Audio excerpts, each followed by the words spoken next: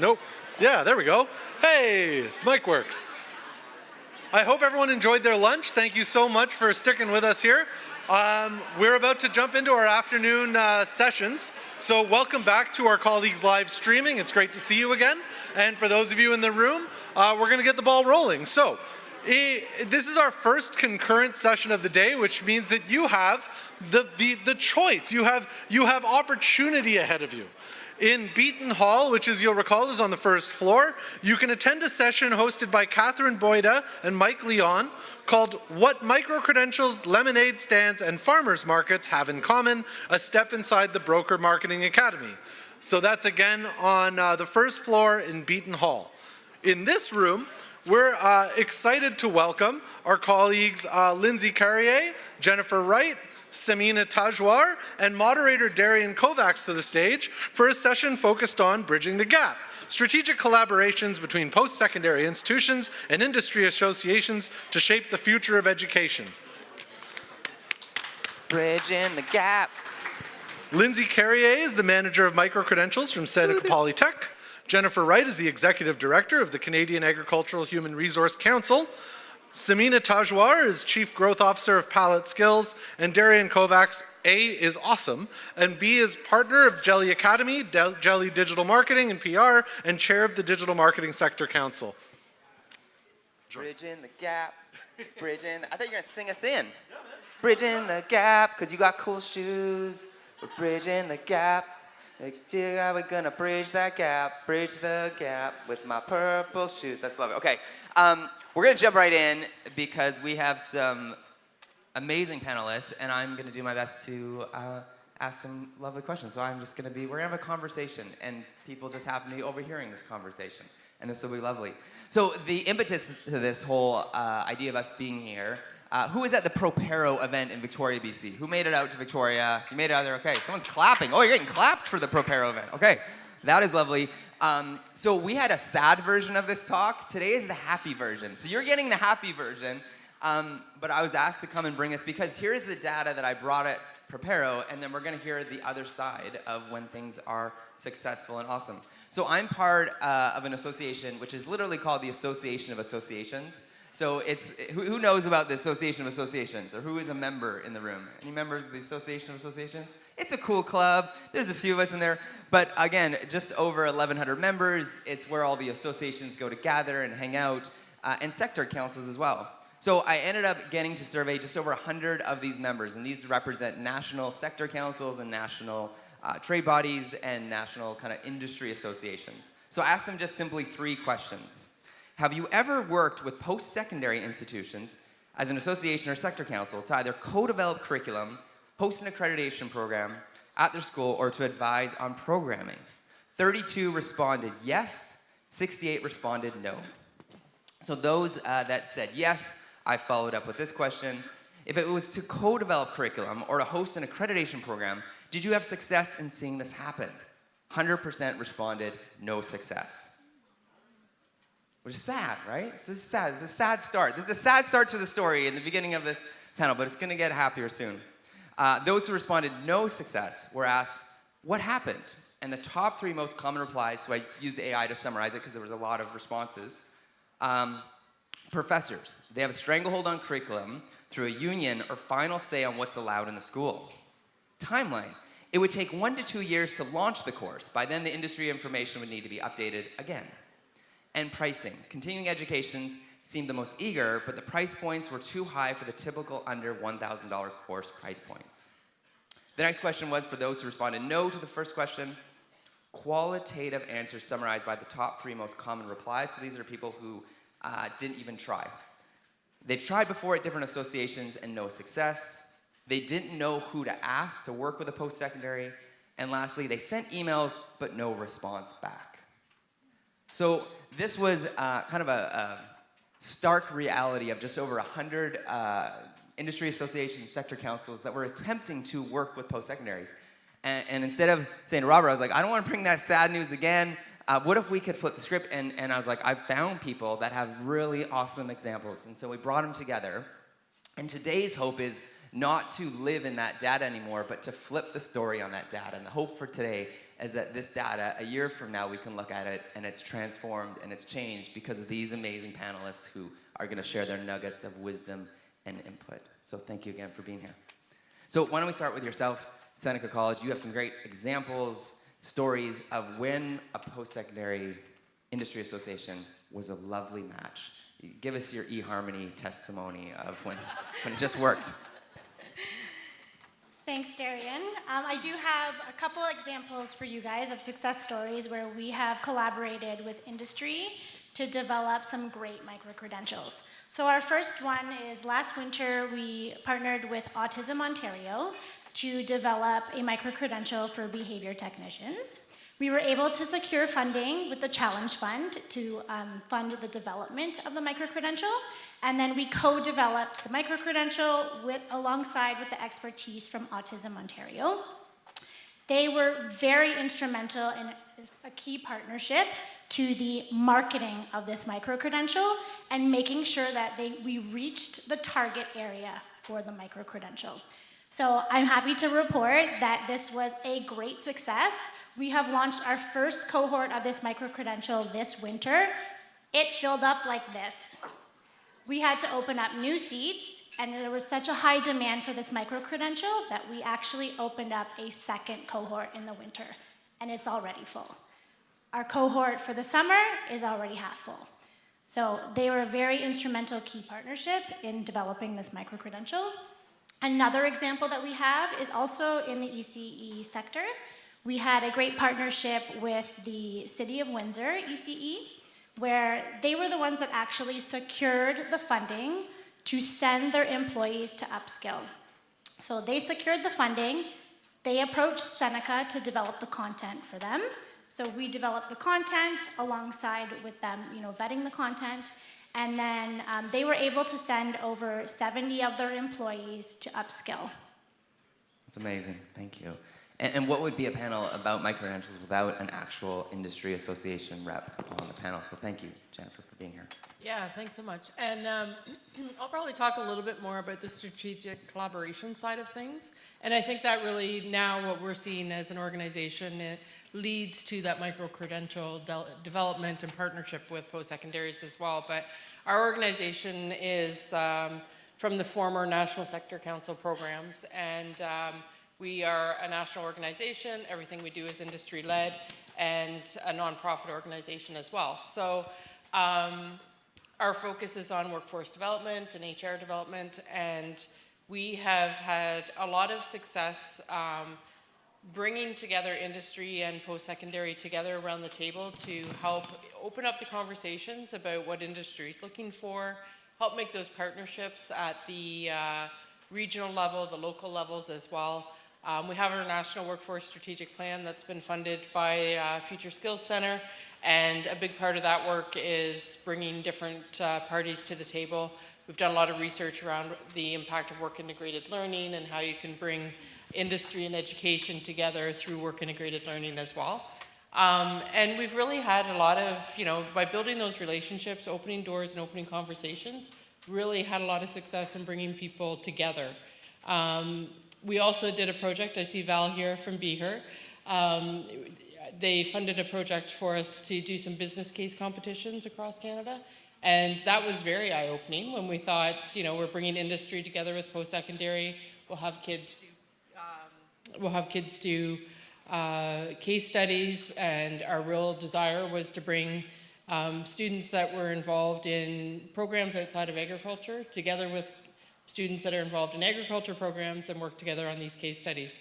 One thing we learned from that was that we became also the bridge builder between the programs in the schools. So, talked to our agriculture dean and said, well, yeah, you're just connect with your science dean and bring these students together. Well, I don't know who that is really, depending on the size of the school.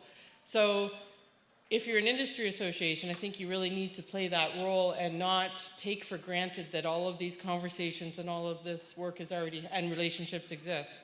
You can play that role of building bridges not only from industry to education and post-secondary, but also helping build bridges on the post-secondary side as well. Jennifer, you get points for using the B word, bridges. Look at this. You knew the assignment. Yeah, absolutely. Okay, so far we've heard the F word used a lot so far in this talk, which is funder. Samina made it really clear, do not call her sugar mama, because that would be super inappropriate to use the term sugar mama, because we don't use those terms in these professional settings, right? But Samina, you're speaking up from the funder side, representing Upskill Canada with funding from ISED. Tell us what you've been seeing on a positive side through these collaborations. Yeah, thank you, Darian. So Palette Skills is and I'll just do a little bit of an introduction of what Palette Skills is. We're a national nonprofit organization. Our flagship program is Upskill Canada, and our mission is really to find workforce development solutions that will help move that needle on productivity. Upskill Canada is focused on 6 high-growth sectors, and we have been running our programs for 2 years now. We have upskilled over 6,000 individuals to date. We're looking at, by the end of the next month, to be closer to around 8,000 to 9,000 individuals. Our ultimate goal by the end of next year is to be at 15,500 individuals upskilled, which we anticipate we're actually going to exceed. In terms of the collaborations that we have that have been quite successful, I wanted to highlight actually CAHRC. It was actually, where are you? There you are. Call out to them. So it was actually last year at this time, at this event, where we announced our partnership with CAHRC, and that's the Colleges and Institutes of Canada. It's a coalition agreement that we have with them. They are going to be upskilling 1,000 individuals in 4 key sectors. That's advanced manufacturing, agricultural technology, clean technology. What was the last one? Oh, you have 2 in advanced manufacturing. That's great. And biomanufacturing is the last one. They are working with colleges across the country, which is really phenomenal, to come together and deliver these programs. They have 12 colleges or institutes engaged to date, and we're talking from Atlantic Canada all the way across the country to west and even in the north. What I wanted to highlight is they're going to be diving in a little bit deeper. I think tomorrow they have a session where they're going to be talking about their program in advanced manufacturing with Humber College. And they're going to be talking, I think they have 3 other colleges that are working on that program as well. So if you want to find out about the work that CAHRC is doing, please attend that session. Just a little bit of a plug. Please attend that session tomorrow. But what we really love about the relationship with CAHRC is that they have taken our palette model, which is a demand-driven approach to upskilling, and have applied it to the college sector. And our main outcome is jobs. So we're not looking at doing training for the sake of training, but we're looking at doing upskilling for the sake of taking individuals and upskilling them into a new or better role. And CAHRC has taken that and are working with industry partners to be able to deliver on that. So, thumbs up for you guys. That's awesome, thank you. Lindsey, there's people here in the room that are saying, man, I want that. I want to have some positive stories. Maybe tell us some of the frustrations or the problems that occurred and how you overcame them to actually build that bridge between Seneca and the industry. So some of the major gaps that we see are first the awareness and the understanding of micro-credentials. So when industry partners come to us, they might be confused of what a micro-credential is. They might have been shopping around and have all these different definitions. So there is a little bit of confusion there, which could obviously impact the access to micro-credentials. This could in turn stall career advancements because those learners are potentially not taking micro-credentials. We need to make sure that we build stronger collaboration with the industry partners, and that starts also internally as well as externally. So we do work together with the different faculties within our Polytechnic. They work directly with industry partners, they send them to us, and then we work together with them to build the micro-credential. What does that meet cute look like? What's the first meeting? Is it like, are you sitting down and like whiteboard, or is it just, hey, what do you need? Like, do you do a survey? Like, give us kind of the nuts and bolts. Well, it's usually on Zoom, and it starts with, can everybody hear me? Can everybody see my screen? So yeah, we do a little introduction. This is a really good opportunity for us to get to know the industry, to listen to the industry partner, and then provide them with information on our definition of what a micro-credential is and our framework of a micro-credential. So we'll give them a little educational session, and then we do provide them with a little survey that gives them an idea of what is required when we're developing a micro-credential. And if that first date goes well, what does the next stage look like? Then we start to develop a business case, and we work together closely on that with the industry. That's awesome. And industry's perspective, maybe give your vantage point. Those first meetings, how have they gone? Maybe when does it go wrong? Like maybe give us some like, hey, first date tips. Well, I think really like any first date, you know, you want to go into that conversation not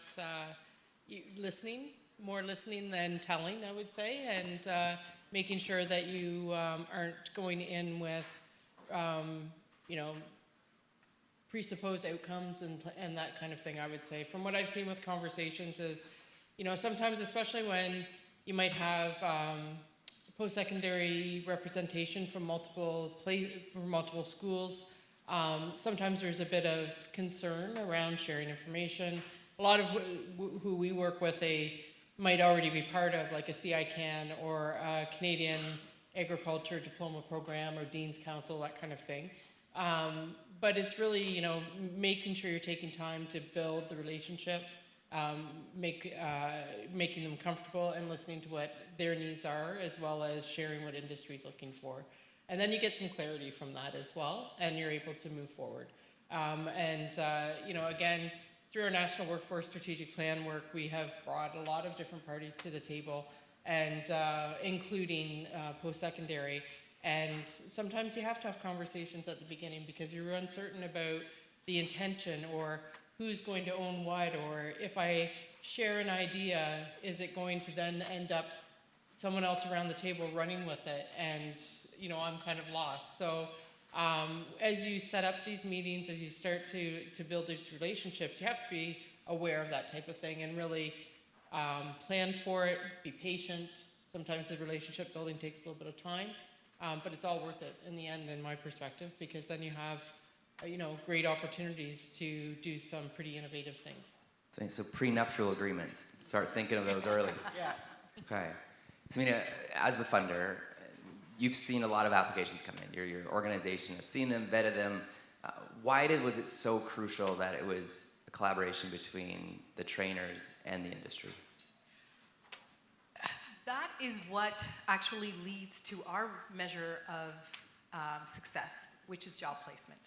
And so when we talk about a demand-driven approach, what we're talking about is making sure that the employers are engaged not only just at the beginning as consultations, but that they are engaged throughout the entire life cycle of the programming.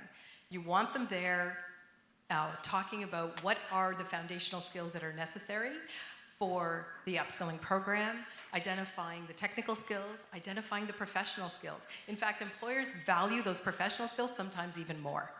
And then looking at what is the talent pool that would actually bring those skills to the table?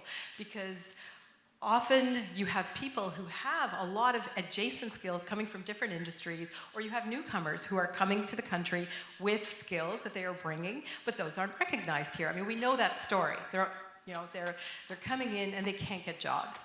But if we can identify what those foundational skills are, then you can transition individuals into newer jobs by making sure that you're targeting the right talent pool. So that's one of the key elements I think that we have to talk about. Then employers are engaged in the program design. They're also engaged in the delivery of the programming.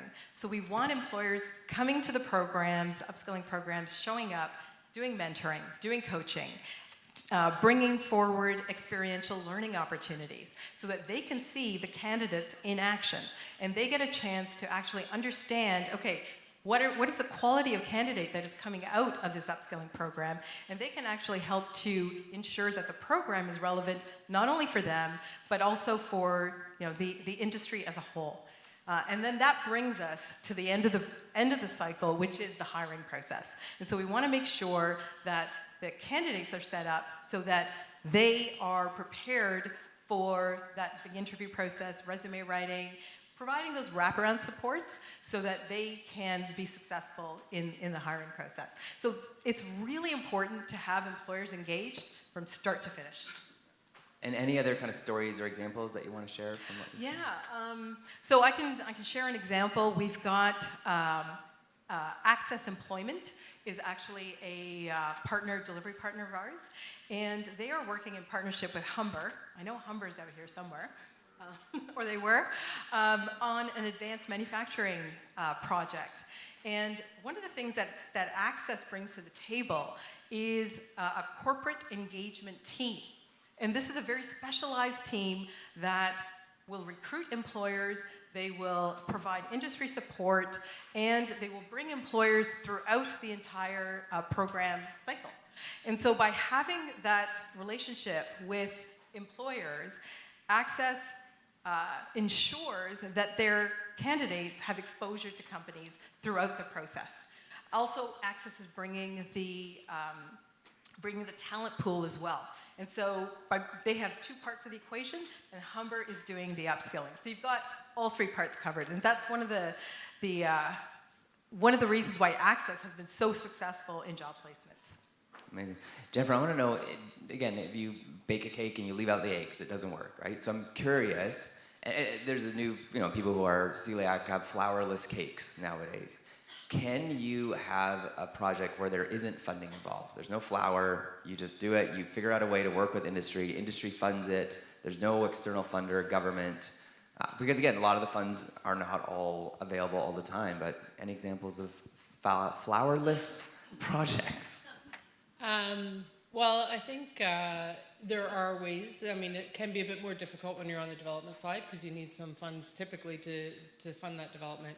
However, when you I think one thing, as we all know, things are changing pretty rapidly, and the workforce is changing rapidly, needs are changing rapidly. Certainly in agriculture, needs are changing pretty quickly. So where we may have had issues before with post-secondary saying this is the way we do it and it's going to take us 3 years, and the employer's coming to the table and saying I need it yesterday, and they're bashing heads, and we're kind of in the middle of like, okay, we're going to have to figure this out. I think both on the employer side and on the post-secondary side, there's more willingness, openness, innovative thinking. And when you bring that to the table, the funding, and if there's not a lot of funding, it becomes less of an issue because there's ways to kind of collaborate and cost share and things like that. We know funding is becoming more and more difficult to secure as well, and I think we're going to all have to get more innovative in our thinking and how we approach these things. As we know, money always helps, but there are definitely ways that, you can do that. I know seeing some examples too of having where we typically would like to provide, a lot of us would like to provide training for free or keep that, not have money as a barrier to accessing the training. We are seeing a little bit more now where registration fees have to be charged because there isn't as much funding. But on the flip side, sometimes, although you don't want that to be a barrier, it also helps ensure that there's commitment by the learner as well. So there's good and bad to all of it. So a bit more difficult, but one thing I would say though is industry associations, sector councils like ourselves play a super important role, kind of like what you're saying with Access. Mm-hmm. Because we are the connector, and we can easily bring together our relationships with post-secondary and our relationships with employers, and make those connections with the job seekers or the current employees that need that upskilling. And it just makes things go a lot easier if you have an organization like ours or an industry association at the table, because you get those employers to the table fairly quickly. Usually an industry association also has experience and relationships that exist, so you can help navigate the newer people at the table a little bit easier as well. For schools that maybe haven't approached someone before and this is their first time, what would the first approach look like? What's best practice for those that are listening right now and saying, I want to approach an industry association? Is it an email, a fax? Yeah, just probably not a fax. Maybe, I don't know. Become a member. You become a member. No, just an email, an introductory email, or a phone call, or seeing someone at an event is a great way to make a connection. And I know like all the industry associations I work with, and ours as well, we love meeting new people. We love learning what's happening. We don't want duplication of effort. That's really counterproductive. So the more, it's not always us that's going to play the role, but the more we can help with that information sharing, building awareness. Again, with our National Workforce Strategic Plan, a big thing of what we're doing there is, sharing that information, building awareness, amplifying what's working, making connections, all that kind of thing, understanding the need, having conversations where post-secondary and industry are in the same room, and industry might be saying, well, we need this today, and post-secondary is like, wait a minute, I think let's talk, because maybe we can actually make that happen. So yeah, just like you would with anyone, just reach out, and even if you don't know exactly what you're asking or what you're looking for, just having the conversation, starting that relationship is key. Awesome. Lindsey, can you speak to the fundless programs? Like, how can post-secondaries be innovative when funding isn't at the table? Maybe you have examples, or just what you would imagine it would look, or could look like. Sure, but can I just add one point to Please, Jennifer yeah. first? Jennifer, it was interesting that you mentioned that there's that gap within the timelines, so you're absolutely right. Sometimes it can take post-secondaries a long time to get those courses to development, whereas industry needs them quickly. But at Seneca, we've been able to streamline this process, and now we are able to get micro-credentials to market in as fast as potentially 8 weeks. What? So 8 weeks? Yeah, 8 weeks. That's amazing. We're rocking That's it. faster than a baby. We're rocking it. That's amazing. We worked really hard. We worked really hard internally with other faculties within our Polytechnic, within our department. We worked really hard to refine our framework, and streamline our process. So something we're really proud of. That is really awesome. And then going back to the question, flowerless projects, is it doable? Have you seen this work before, or what do you imagine that would look like? It is doable, but it does put strain on our resources because it doesn't cover the development cost or the delivery. But we build out a costing tool, and with help from industry, so we do have some successful examples of this. We partnered with Smiley Guy Studios, which is an animation company. They approached us, we developed a micro-credential, and they were instrumental in, again, that marketing piece and narrowing down that target audience. So we put up the development costs, but with their help, again, we were able to get a full cohort. And then with continued collaboration and communication with that partnership, while we were delivering that first cohort, which was very successful, we quickly realized that there are other skill gaps that are needed, and we were able to recognize that and react, and now we have developed 2 more micro-credentials for them that we're now running this term, and the 3rd one will be in the summer. That's amazing. And industry who happens to be in the room, what does that first connect look like for your side? What does a great email proposal look like when industry approaches you? It's great when they come prepared and they let us know that these are the skills that they need. So they can approach us with their research and their skills gaps that they're seeing in their sector or their industry, and then we're able to listen to them, be flexible, and adapt to their needs. I just want to actually just comment on what you were saying there, Lindsey. 8 weeks, I think, is actually remarkable. And it's really relevant in today's economy because things are changing so fast. And that's one of the things that we've learned from our engagements with industry, in that you need to be able to pivot your programming.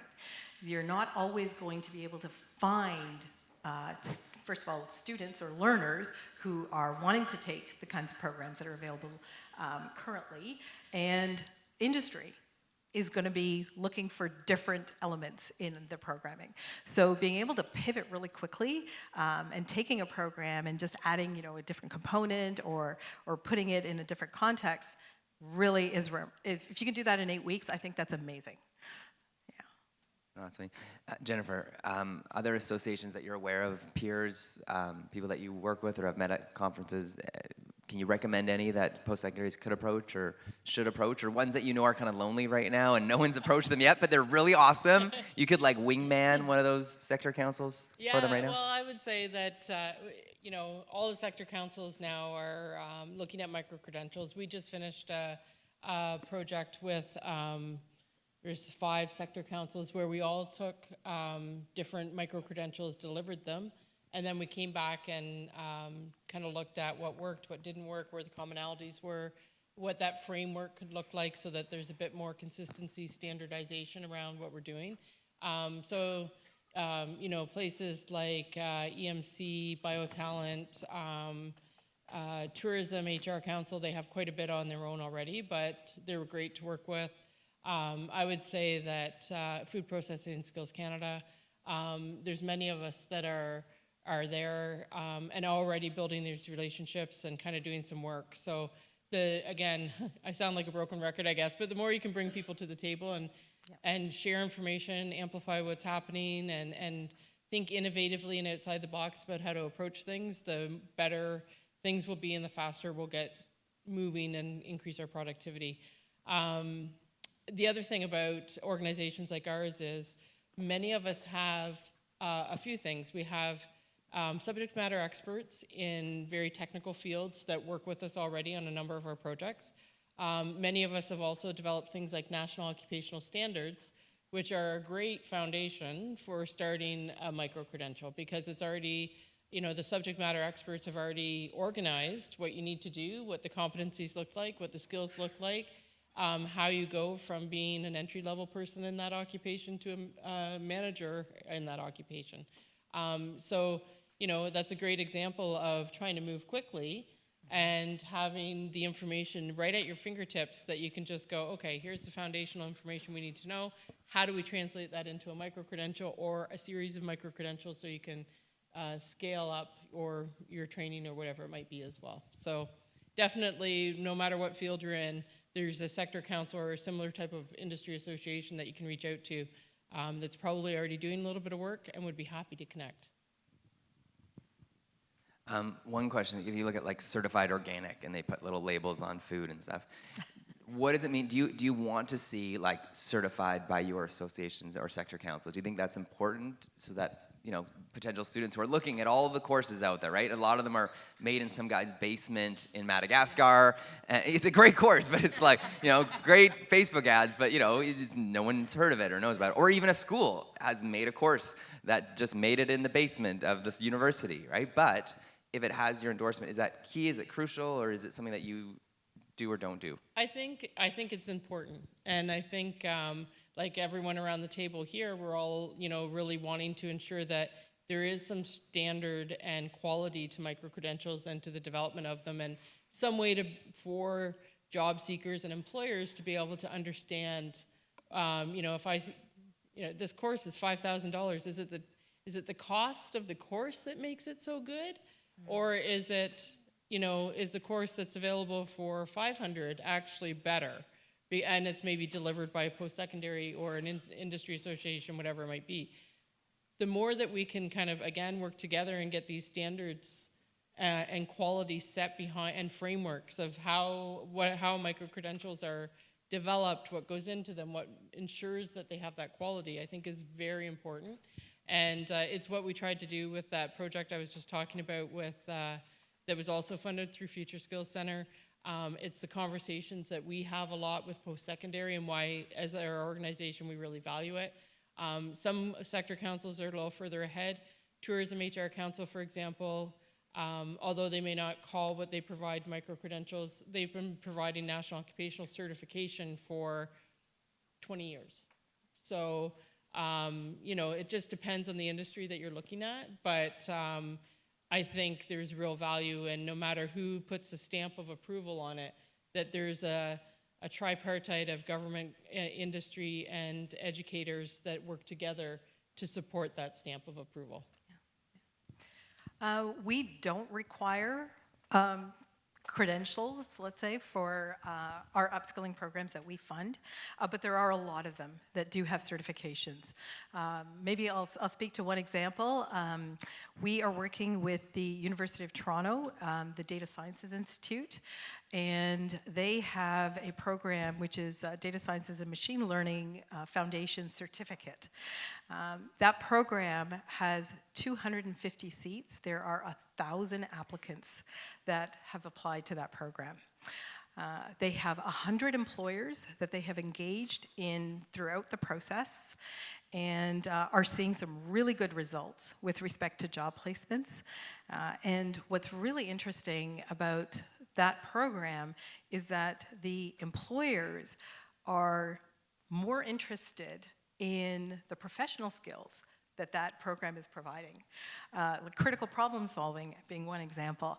And so they're coming back to not only hire, from the initial cohort, but they're coming back to hire from additional cohorts. So, U of T has that credibility, and that gives them that level of credential is valuable for employers. But those employers are coming back because they like what they're seeing in the candidates that are graduating from that upskilling program. That's awesome. Lindsey, Jennifer mentioned there are some associations that are going out on their own. They're not working with a university or college. Can you just speak to the camera right here? Just speak. I'm going to sing "In the Arms of an Angel." Just speak to those industry associations and explain why a post-secondary partner is important in life. I won't actually sing though, but just like give the why. So at Seneca, having that industry partner is a key piece to our micro-credential model. This is what makes our micro-credentials successful. And as Jennifer mentioned, it's very important that in those initial meetings or in dealing with industry that we are listening to them and we are being flexible. Because as you guys know, post-secondaries can maybe be a little bit rigid at times. We can be a little bit rigid, but we do really need to listen to what those industry needs are, and we need to be able to pivot to meet those needs. And what value do you bring to the industry? What do you want to say to industry? Like what are you bringing to the table? What do you bring into the relationship? Microwave, what do you bring in when you? Why should they wait out? Why should they be a little more long-suffering? Maybe they thought it could be done in 2 weeks, but it's 8 weeks, which is pretty amazing. Why should they wait it out? I mean, we can maybe try to get it in 2 weeks, but can't guarantee. But definitely we have the expertise, we have the resources, we know how to build the curriculum. And with us at Seneca, as I mentioned, we are very flexible in our approach. So we will make sure that we will pivot and meet the needs of whatever industry needs. Amazing. Samina, I want to talk about the future. What are your kind of hopes and dreams, and what do you kind of hope to see when it comes to, not that saying there's another big round of funding, but like from a funder's perspective, what are you seeing as a trend for funders that fund skills programs? I think what I'd like to see is continued investment from governments. Right now we're at a stage in Canada. It's not looking rosy, and we're not sure, what's going to happen. But one of the things that isn't going to change is the Canadian economy needs workers that have relevant skills and experience to be able to make the economy grow and to be contributing to our global competitiveness in the world. And so upskilling and skills development is always going to be the pathway that we can get there. We need to make sure our workers have relevant skills and they are contributing to productivity. And how we do that is through programs like upskilling, like micro-credentials, and I think this is what we need to make sure government is investing in so that we can continue to be providing those services. Amazing. I'm going to be a person on the street and bring it out to you. We've got another 10 minutes. Any questions? For this amazing, illustrious panel? I'm going to come to you. Who wants to ask this panel something? You can ask them anything. Like, where'd you get those cool glasses? But maybe something about what was shared. Anyone have a question, thought, comment, feeling? Yes, we got a guy, man in the front. Hi guys, great panel. As a starting point, what are the biggest obstacles to collaboration that you've experienced in building ecosystems that bring together funders, employers, and post-secondary institutions, and how did you overcome them? Go ahead. I would say the biggest obstacle is when people come to the table and they're very set in their way. And we all know when someone says, like, why are we doing it this way? And the answer is because that's the way we've always done it. And we can't change it. Like, that's not helpful, right? Yeah. So that's where I've seen the biggest obstacles over the years. I will say that's changing. I think, you know, we know things are changing. We know post-secondary is changing the way they do things. Now 8 weeks for micro-credentials in some cases. There's an openness to changing some of that structure and formality maybe that we've followed for years. But that is the biggest thing where it's like, well, I need this, and you're going to give it to me in this time frame. That might be industry. And post-secondary traditionally might have been, we'll never do that in the next, like, it'll take us 3 years. That's changing, but when they come to the table like that, you got to be open-minded. Everybody's got to be open-minded. You got to listen to what the problem is and how you're going to solve it, and be innovative and think outside the box and how you're going to do that. One thing I might want to comment on is the collaboration aspect of it. We have actually created what we call a learning sandbox. And that is a resource that we have used to bring together all of our delivery partners. So these are organizations that are delivering the upskilling programs. And we brought them into a community of practice. And so they share what successes they've had, what challenges they're having. And this is not something that you would normally find, because in a normal environment, these organizations may perceive themselves as competitors. But what we found by bringing them together in this community of practice is that they are very open and very invested in the success of Upskill Canada overall. And they're, you know, and Darian's been participating in our community of practice as well. These organizations are very willing to talk about, okay, what has been working for us? Here's what's not working. Do you have solutions? Are there things that we can implement? There might be things that are very sectorally different or regionally different. And so by bringing these organizations together, we can really hone in on how do we ensure that the entire program is successful. And I think that's a unique model that doesn't exist elsewhere. I think to summarize, Samina, and this is from the words of Carl and also the Wildcats, we're all in this together, dude, right? So if you want to hear it with Carl, yeah. So we got a question from the live stream. There actually is a camera. I was joking about, there's an actual camera, and there are hundreds of people watching on live stream. Maybe my grandma. You're making me nervous now. Yeah. But they have a question for you, Lindsey. Okay. The question was, and I'm going to interpret it in their voice, they said, how did you streamline that process? Are you a god on earth? That is amazing what you did. But tell me, how did you do it practically? They probably have a different voice than that, but that's my guess of. Yeah. Okay, so first of all, it definitely was not all me. Second Just of all, own it. Just I own it. cannot Just say it was you. disclose all of our secrets. Really? Really. Secrets? Really, I cannot disclose all of our Okay. secrets. But just to give you guys a quick overview, historically, when micro-credentials, we first started developing them at Seneca, they were developed within their own faculties. So they were all developed separately. And what we did was we brought this all together in one centralized unit. We got feedback internally, what's working, what's not working. We took a look at this, we developed our framework, and now that it's all centralized and managed in one area, it's just much easier to manage and keep control of. That's incredible. Any other questions from the in real life? Okay, I'm running to you. I'm coming. I'm running over to you because you've got a question. Here we go. Thank you. This is just a follow-up to what you were explaining, Lindsey. Can you speak to the makeup of the development team, like the positions that are on the team? I'm just very curious as to like capacity, how you've managed that, and also how you get faculty to move so quickly. Secrets. Oh my My goodness. Okay. So a lot of our micro-credential ideas actually come from those different faculty members that are on committees or they're experts in the field currently working in industry. When we are developing a micro-credential, we do have our subject matter experts. This might include a faculty member. This might include somebody from industry as well. And then we all work together for the development of the micro-credential. And it's just dependent on, do we have funding? Do we not have funding? How many, what are the resources available to make sure that we can employ all of those subject matter experts? The internet wants to know, the micro-credentials you developed, are they OSAP eligible? And for you as well, Jennifer. Yes, they are OSAP eligible, so that is something that we think about when we are developing the micro-credential. So we'll develop the micro-credential, and then we need to apply for them to be OSAP eligible separately.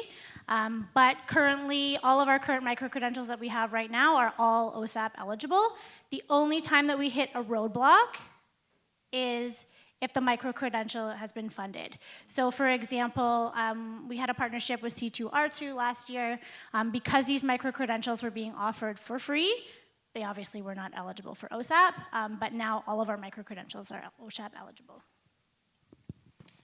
The current micro-credentials that we have are not. However, kind of a lesson learned, I guess, for us is that making sure that you're looking, because we deliver things nationally, we're looking at the different training grants that are available for individuals in each province and looking at what the requirements are to access those funds and then making sure that the training we're providing is hitting the number of hours and the structure and that kind of thing that an individual could access that training grant to pay for the micro-credential. Is that the Canada Jobs Grant you're referencing? It's each province has a different name for it. Yeah. Cool. Yeah. Sweet. And we have a question, another from the audience here. This question is for Lindsey. First of all, congratulations on your success. You're really a trailblazer. A question about your partnership with the City of Windsor and your micro-credential and ECE. Was that a separate contract with the City of Windsor, only like a customized micro-credential for them? Did they aid in the development, and are you able to open up seats for other partners, or is it specific to them? That's a great question. So the City of Windsor actually vetted the content for this micro-credential, but it is now opened up to all learners. We also have another great success story with the York Region ECE group. So we developed micro-credentials in the forest and nature early years practitioner probably about 3 or 4 years ago, partnership with the York Region ECE. They secured funding, and we were able to develop and deliver those micro-credentials to the York Region ECE team. So we recently, as I mentioned, we developed the behavior technician micro-credential, and then this early childhood mental health micro-credential, reached out to York Region and let them know, hey, we've got 2 new micro-credentials that you might be interested in. Very early talks with the industry, but they're very interested in now upskilling their employees with all 6 of those micro-credentials related to ECE. Yeah, we got one more question. Time for one more. Hi, good afternoon. Chances are you covered this at the beginning of the panel. I came a little bit later, so please indulge me with my questions. And this question is there's one for Jennifer, one for Samira. Jennifer, the micro-credentials you are referring to, are these micro-credentials designed to upskill individuals to enter a particular industry, or is for established practitioners that you want to develop into specific roles or perhaps to attain certain professional designations? And the question for Samira, is it almost 2 years of Upskill Canada? Upskill Canada has very aggressive employment outcomes. Can you talk a bit about your experience, how that has worked in these two years? Like, are these people actually getting jobs? So over to you. Do you want to go first? So we have a couple micro-credentials right now, and then we're going to be working with more industry and post-secondary to build more technical ones. The ones that we have right now are more for people that are currently working and upskilling while they're working. So HR management skills, for example, women in agriculture leadership, supervisory skills. Those are kind of the areas right now. But we will be developing ones that are more specific to actual technical jobs across the industry. To answer your question, yes, we have very aggressive job outcomes as part of our Upskill Canada program. What that is our target is to reach 75% job placement rate within a 6-month window of graduating from the upskilling program. We are currently sitting at roughly around, let's say about 60% job placement rate, and this does not include those individuals who are in that 6-month window right now. So we're hoping to see that rate go up over the course of the next year. It is challenging, though, I will say, for our delivery partners across the board to be engaging with industry and getting those job placements happening. And one of the avenues that we are looking at is actually industry associations, because what that does is they help us get access to employers. And so by leveraging those connections, we can actually, it's about maximizing our channels and getting the most out of our relationships. And so with organizations like Jennifer's and other industry associations out there, economic development agencies, et cetera, we can really focus in on bringing the right employers to the table to be hiring. It's amazing. Now, will all three of you be here the rest of the afternoon? Is that correct? I'll be leaving in about by 3.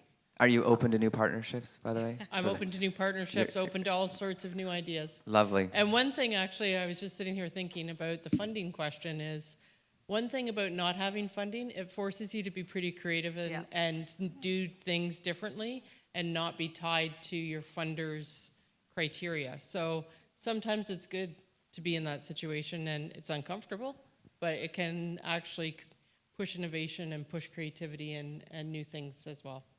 Let's give a round of applause to our panel here. They're amazing. If you have more questions, there's a break, I assume, right now. Thank you to our wonderful MC. Take it away. Another thank you for these panelists. That's fantastic. Thank you, guys. We are in a 10-minute break because we're back on schedule miraculously. So please take 10 minutes, and we'll see you back here at 2:30. There's also 2 concurrent sessions that are happening downstairs that I'll announce at that time. Thank you.